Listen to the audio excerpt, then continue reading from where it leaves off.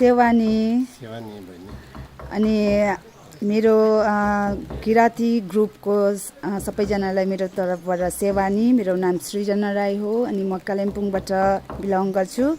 अनि मैले एउटा सानो डिस पोस्ट गरेको थिएँ, वाचिपा भनिन्छ, जो चाहिँ यो चाहिँ सबैले क्वेसन गरेको छ कि यो वाचिपा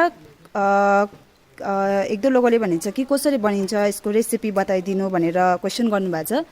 अनि त्यसको लागि तपाईँसँग सानो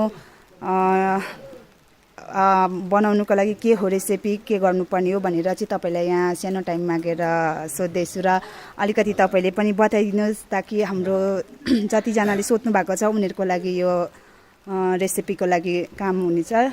अनि वाचिपा बनाउनुको लागि चाहिँ अब पहिले एक नम्बर कुखुरा, बस्तीको कुखुरालाई डढाएर है हल्का त्यसको पख झारेर डढाएर निकाल्नुपर्छ। हजुर।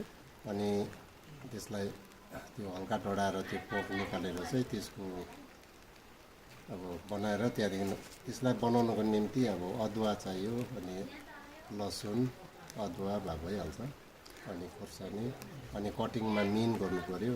यो मासुलाई चाहिँ मिन गर्नुपर्छ, कटिङ अनि मिक्स गरेर त्यसलाई फ्राई दिएर पुरा फ्राई भइसकेपछि चाहिँ त्यो कुखुराको भुत्ला डढेको चाहिँ त्यसमा हालिन्छ।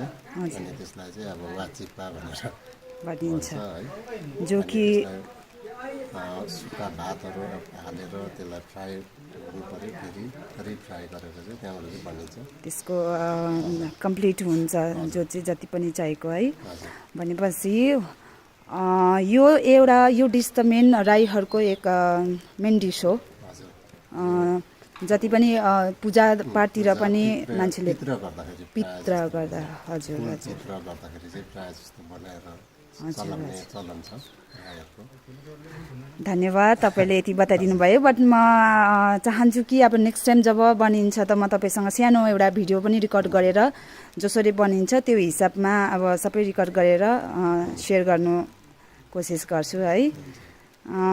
थ्याङ्क यू, धन्यवाद सेवानी। सेवानी।